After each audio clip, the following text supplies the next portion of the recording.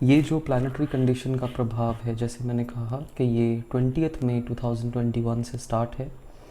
इसका सबसे बड़ा जो चेंज है जो हमें देखने में आएगा वो 2023 की बिगिनिंग तक है, जनवरी तक है। तो यानी कि ये जो 17-18 मंथ्स का टाइम है, इसमें हमें ये सारी चेंज जो है हम देख सकेंगे। लेकिन ये जो टाइम चेंज हो रहा है ये ग्रेजुअल प्रोसेस है, this is a gradual process, और ये प्रॉपरली 2026 तक हमें ये सब चीज़ें देखने में आएंगी, क्योंकि 2027-28 में ये एक स्पिरिचुअल एरा का स्टार्ट होना है। अभी तक हम साइंटिस्ट कहते थे या जो एस्ट्रोलॉजर्स थे, वो एस्ट्रोलॉजर्स हैं, वो ये कहते हैं कि ये एज ऑफ एक्वेरियस चल रही है। एक्वेरियस एज यानी एज ऑफ टेक्नोलॉजी। अब जो एज स्टार्ट होनी है that is Pisces age, age of spirituality. तो ये 2028 में प्रॉपरली ये स्टार्ट हो रही है। ओके, अनदर पॉइंट्स, ये जो प्लानिटरी कंडीशन है इसका प्रभाव सबसे ज़्यादा नर्वस सिस्टम, पूरी बॉडी पे तो पड़ ही रहा है। जिनके ऑर्गन वीक हैं उसको तो वीक करता ही है, लेकिन इसका सबसे बड़ा जो इफ़ेक्ट है वो लिवर के ऊपर पड़ता है। हमें हमारे सेंसरी परसेप्शंस के ऊपर इसका प्रभाव पड़ता है कि हमें जो बॉडीली सेंसेस हैं वो सही हमें पता नहीं चलता। जैसे कि आपको भूख लग रही है कि नहीं लग रही है ये पता नहीं चलेगा। मैंने पीछे भी जिक्र किया कि स्टमक से रिलेटेड कुछ अनईजीनेस जो है ये फील हो सकती है। नर्वस सिस्टम तो सेंसिटिव होगा ही क्योंकि ओवरऑल बॉडी के ऊपर इम्पैक्ट है। तो लिवर के ऊपर इसका ये इम्पैक्ट है कि भूख आपको आपका पेट थोड़े से भोजन से भर जाएगा, क्योंकि वही है, बॉडी नेचर प्रोन हो रही है तो उसको उतना ही खा सकती है। ये आयुर्वेद में लिखा गया है कि जब हम दोनों हाथ जोड़ लेते हैं, जिसको हम दुआ का पोस्चर कहते हैं, जैसे कि लाइक दिस, तो इतना ही हमारा एपिटाइट ले सकता है एक टाइम पर, एक अगर आपकी हेल्दी डाइजेस्टिव फायर है तो। इससे ज़्यादा आप लेंगे तो आपको लगेगा कि मुझे फूड डाइजेस्ट ही नहीं हो रहा है। और ये जो है ये सबसे बड़ी निशानी है, ये जो रेडिएशन का इम्पैक्ट ह्यूमन बॉडी के ऊपर पड़ रहा है। जिनकी बॉडी स्टिफ है वो और स्टिफ हो सकती है, तो थोड़ा ध्यान तो रखना ही पड़ेगा। तो ओके, हाँ, अनदर पॉइंट, मैं ये चलिए प्रेडिक्शन की कुछ और भी चीज़ें मैंने लिखी हैं। प्रॉपर्टी, सिटी प्रॉपर्टी, धीरे धीरे सिटी प्रॉपर्टी डंप होगी या ट्रांसफॉर्म होगी। इसको या तो चेंज करना पड़ेगा, नए ढंग से बनाना पड़ेगा, या फिर ये डंप होके विलेज प्रॉपर्टी या जो नेचर ओरिएंटेड प्लेसेस हैं। देखिए नेचर ओरिएंटेड क्या प्लेसेस हैं, जहाँ पहाड़ हैं, पृथ्वी तत्व पहाड़ों को रिप्रेजेंट करता है, जहाँ जल के स्तोत्र नेचुरल हैं, जहाँ ग्रीनरी है, जहाँ ओपन स्पेस है, जहाँ सनलाइट है। तो सारे 5 तत्व, अग्नि, पृथ्वी, वायु, जल, आकाश, जहाँ प्राकृतिक तौर पर हैं, उन जगहों पे लोग बसना चाहेंगे। जो ऑलरेडी बस रहे हैं वो बीमार नहीं पड़ेंगे, वो उनको वायरस का कोई ज़्यादा इफेक्ट नहीं होगा क्योंकि वो ऑलरेडी प्रकृति से जुड़े हैं। तो इसलिए जो स्पिरिचुअल आश्रम हैं, हरिद्वार के पास हैं, ऋषिकेश के पास हैं, गंगा के पास हैं, या ऐसी जगहों पर हैं, वो नेचुरली इम्यून रहेंगे। ये सिर्फ इंडिया के लिए एप्लीकेबल नहीं, ये ऑल ओवर वर्ल्ड में एप्लीकेबल है, बट प्रोवाइडेड वहाँ पर सनलाइट भी होनी चाहिए, क्योंकि बहुत सारे ऐसे देश हैं जहाँ पर सनलाइट प्रॉपर नहीं है या बहुत उग्रता है। 50 डिग्री सेंटीग्रेड टेम्परेचर भी कई बार क्रॉस कर जाता है। तो जहाँ पंच तत्व हैं, प्रॉपर हैं, वहाँ पर लोगों की हेल्थ बहुत अच्छी रहेगी। इसलिए आने वाले टाइम में लोगों का जो रुझान है वो इन प्रॉपर्टीज़ की तरफ भी जा सकता है, विलेज प्रॉपर्टीज़ की तरफ तो जाएगा ही। Okay, mass movement of people from abroad, जैसे जैसे टाइम बीतेगा लोगों को ये चीज़ की समझ आएगी। तो जो भारतीय लोग भी अब्रॉड चले गए हैं तो उनका भी मन करेगा, ये कुदरती एक सिस्टम अपने आप ही क्रिएट हो जाएगा कि उनको वापस आना पड़ेगा। एंड इवन फॉरेनर्स में try to come to India and take property, तो ये सब चीज़ें भी होंगी। अब जुपिटर पाइसेस में है तो ये टाइम जो है 2026 तक इसका कल्मिनेशन पीरियड है। और बड़ी छोटी छोटी चीज़ें, जैसे मान लीजिए अभी गर्मी का मौसम है और सब लोग चाय कॉफ़ी वगैरह बड़े आम शौकिया तौर पर लेते हैं, गर्मियों में भी ले लेते हैं। तो जो लोग गर्म वातावरण में रहते हैं, मैं सेंसिटिविटी की एक छोटी सी उदाहरण देने लगा हूँ। बॉडी सेंसिटिव होगी, अगर आप गर्मियों में चाय पिएंगे तो आपको ठीक नहीं लगेगा, आपको अपने आप लगेगा कि मुझे चाय छोड़ देनी चाहिए। आप कॉफ़ी लेंगे, कॉफ़ी एक नर्वस स्टिमुलेंट है, वो बहुत एकदम से एनर्जी दे देगा, पर 3-4 घंटे या 2-4 घंटे बाद आपको कॉफ़ी लेने के बाद आपको प्रॉब्लम क्रिएट हो सकती है, हीट ज़्यादा बढ़ सकती है। तो जो भी चीज़ें प्राकृतिक तौर पर देश काल परिस्थिति के मुताबिक सही नहीं है, उसका भी ज्ञान आपकी जो सेंसरी परसेप्शन है, natural sensory perception which will be जो अपने आप क्रिएट हो जाएगी जैसे जैसे आप नेचर का प्रभाव आपके ऊपर पड़ेगा, तो आपको ये चीज़ों का भी ज्ञान अंदर से होगा। So these are the things जिसके बारे में मैं अवेयर करना चाहता था आपको। अगर आपको अनयूजुअल फटीग, कमज़ोरी और भूख नहीं लग रही है, स्टमक डिस्कम्फर्ट है, तो ये भी इफ़ेक्ट इसी चीज़ का है। और अब लास्ट चीज़ जो मैं आपको बहुत इम्पॉर्टेंट बताने जा रहा हूँ वो ये है कि अभी तक पिछले 100 सालों में जितना भी ये एडवांसमेंट हुई है टेक्नोलॉजी के नाम पर, हम देख रहे हैं कैंसर आया, पहले कैंसर था, हम कह देते हैं पहले भी कैंसर था, लेकिन हम डिटेक्ट नहीं कर पाते थे क्योंकि मशीन्स नहीं थी। मैंने हाल ही में एक डॉक्टर की उन्होंने एक लेक्चर दिया था, तो वो कह रहे थे, उन्हीं के मुंह से मैंने सुना कि एक एक्सरे के जितना एक एक्सरे का रेडिएशन होता है उससे 300 टाइम्स सिटी स्कैन का रेडिएशन होता है, और उससे कितने गुना कीमोथेरेपी का रेडिएशन होता है। तो ये एड्स आया, कैंसर आया, कितने फ्लू आए, कितना सारा कुछ आया, ये पहले क्यों नहीं जिक्र किया गया? हालांकि आयुर्वेद में इस चीज़ का जिक्र है कि कोई भी अगर कोई प्राकृतिक आपदा आती है तो हम नेचर के साथ अगर जुड़े रहेंगे तो हम ठीक हो जाएंगे, चाहे वो कोई भी हो। ये जितने भी एड्स, कैंसर, ये सब चीज़ें आई हैं, इनका इलाज भी रेडिएशन से ही हो रहा है।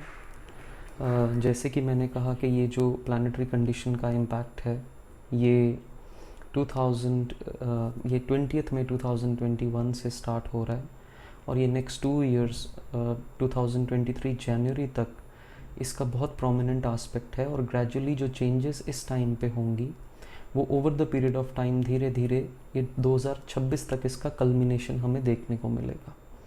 कोई भी चीज़ की एक शुरुआत होती है तो समय लगता ही है ट्रांसफॉर्मेशन होने में। तो एक तो ये चीज़ है, तो 2026 तक इसका कल्मिनेशन होना, क्योंकि ये जो टाइम चल रहा है इसको जो जानकार हैं वो कहते हैं कि ये एज ऑफ एक्वेरियस है, एज ऑफ टेक्नोलॉजी है। अब जो 2027-28 में स्टार्ट होनी है वो एज ऑफ स्पिरिचुअलिटी है, यानी प्योरिटी की एज है, सत्व युग जैसे मैंने पहले कहा। तो ये टाइम जो है अब स्टार्ट हो रहा है, तो इट इज़ ऑब्वियस कि हम जितना नेचर ओरिएंटेड हों उतना अच्छा है। अब मैं एक और चीज़ आपको बताना चाहूँगा कि ये जो इम्पैक्ट है अभी 20th में के बाद, ये आप कैसे इसको डिटेक्ट कर सकते हैं? अगर आपको, जैसे मैंने पहले भी कहा, स्टमक डिस्कम्फर्ट है, आपने अगर भारी भोजन कर लिया, पहले आप बहुत अच्छा खाते थे, अब आपको समझ में ही नहीं आ रहा, भूख ही नहीं लग रही है, या अगर भूख लग रही है आपने ज़्यादा खा लिया तो आपको लग रहा है डाइजेस्ट नहीं हो रहा है, गैसेस मूव नहीं कर रही हैं प्रॉपर, आपको घबराहट हो रही है, ब्लॉकेज फील हो रही है, या कुछ समझ नहीं आ रहा है, जिसको हम बोलते हैं कि मुझे पहले ऐसे कभी नहीं हुआ। एक व्यक्ति सोचता है कि मुझे पहले तो ऐसे कभी नहीं हुआ है, ये क्या हो रहा है, मुझे समझ नहीं आ रहा। तो मैं आपसे एक चीज़ कह दूं, वही बात रिपीट कर रहा हूँ बार बार, कि बॉडी जैसे ही नेचर से रिलेटेड सिंक करेगी, हर व्यक्ति का जो एपिटाइट है वो इतना है, इतना, इससे भी थोड़ा छोटा ही लीजिए, लाइक दिस, राइट। तो इतना ही भोजन पचेगा। अगर आप ज़्यादा भोजन कर लेंगे तो आप ज़्यादा नहीं खा पाएंगे, अगर खाएंगे तो वो अच्छे से नहीं पच पाएगा। तो इसीलिए आपको योग अभ्यास या थोड़ा बहुत फिज़िकल, लाइट फिज़िकल वर्कआउट करना पड़ेगा। आप ज़्यादा हैवी फिज़िकल वर्कआउट भी नहीं कर पाएंगे, आप जल्दी थक जाएंगे। बॉडी की क्षमता जो है वो डिक्रीज़ हो रही है, राइट। तो अनयूजुअल जो आज तक कभी फील ना हुई हो, अनयूजुअल फटीग, अनयूजुअल वीकनेस, ये सब चीज़ें जो हैं इस चीज़ के सिम्टम हैं। तो नर्वस सिस्टम, लिवर, सभी ऑर्गन्स पे पड़ रहे हैं। लेकिन भूख जो है इससे रिलेटेड, भूख तो हमें लगती है, तो वो उसमें आपको कोई भी चेंज नज़र आए तो इसका मतलब ये इसी चीज़ का इम्पैक्ट है, राइट। तीसरी चीज़ जो मैं आपको बताना चाहूँगा कि there will be mass movement.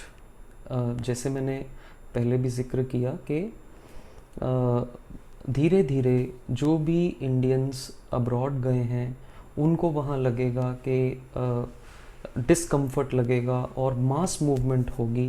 They may come back to the nation, ठीक है, वो सब आएंगे। इवन फॉरेनर्स भी आना चाहेंगे, तो सबके लिए भारत के दरवाजे खुले रहेंगे, ये हम देखेंगे बहुत जल्द। चौथी चीज़ है, बहुत लोग विलेजेस की तरफ जाएंगे। सिटी प्रॉपर्टी को या तो रेनोवेट किया जाएगा और उसको नेचुरल ढंग से बनाया जाएगा, या फिर बहुत लोग विलेजेस की तरफ चले जाएंगे, प्योर जहाँ नेचर के सारे फोर्सेस मौजूद हैं वहाँ जाना पसंद करेंगे। जो हॉलीडे प्लेसेस हैं थोड़ा उनके प्राइजेस कुछ लोग इंक्रीज़ करने की कोशिश करेंगे, लेकिन फाइनली वो सब एक ह्यूमैनिटेरियन ग्राउंड्स पे वो चीज़ें धीरे धीरे बैलेंस हो जाएंगी और सब एक दूसरे के साथ कोऑपरेट करेंगे और एक दूसरे का साथ देंगे। तो ये 3-4 चीज़ें थी जो मैं आपसे कहना चाहता था। बड़ी छोटी छोटी चीज़ें हैं, मान लीजिए चाय है, कॉफ़ी है, तो हम लोग तो किसी भी सीज़न में कुछ भी खा लेते हैं, हम परवाह नहीं करते, ऐसे बोलते हैं ना लोग।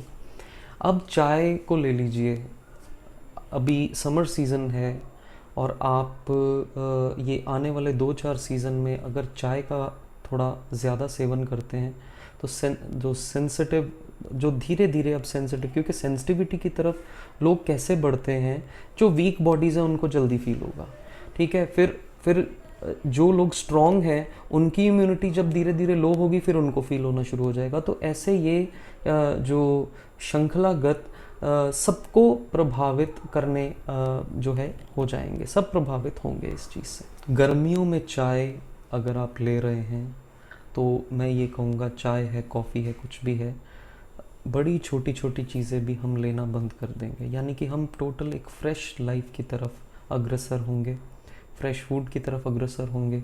अगर आप पिज़्ज़ा, बर्गर या जो भी चीज़ें अभी भी खा रहे हैं तो ये 1.5 साल के अंदर अंदर आप देखेंगे कि ये सब चीज़ें हमने अभी तक जो जनरेशन थी हमने बहुत कुछ खाया, ठीक है, और हमें कुछ नहीं हुआ। पर अब ये चीज़ें अपना असर दिखाएंगी, आप खाएंगे, आपकी तबीयत इंस्टेंटली, रेपिटेशन में अगर आप खाएंगे तो इंस्टेंटली ये तबीयत आपकी ख़राब होगी और आपको पता चलेगा। तो ये सब चीज़ें भी अब छूटने वाली हैं, राइट। अब एक लास्ट चीज़ जो मैं आपको बताना चाहूँगा कि कैंसर, एड्स, ये सब चीज़ें, जितने भी वायरसेस या जितने भी नए तरह के रोग आए हैं ये पिछले 100 साल में आए हैं। ऐसा कह दिया जाता है कि ये रोग तो पहले से भी एग्जिस्ट करते थे लेकिन डिटेक्ट नहीं होते थे। तो टेक्नोलॉजी आई है, एडवांसमेंट आई है, तो वो तो हम तो आपके शरीर के अंदर सारा कुछ देख लेते हैं और हम बता देते हैं कि आपको ये प्रॉब्लम है, ये प्रॉब्लम है, राइट।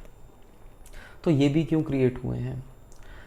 हाल ही में मैंने एक डॉक्टर की वीडियो देखी, उन्होंने कहा कि एक सीटी स्कैन जो करवाया जाता है वो 300 टाइम्स उसकी जो रेज़ हैं, उसकी रेडिएशन जो है वो एक्सरे से 300 टाइम्स है।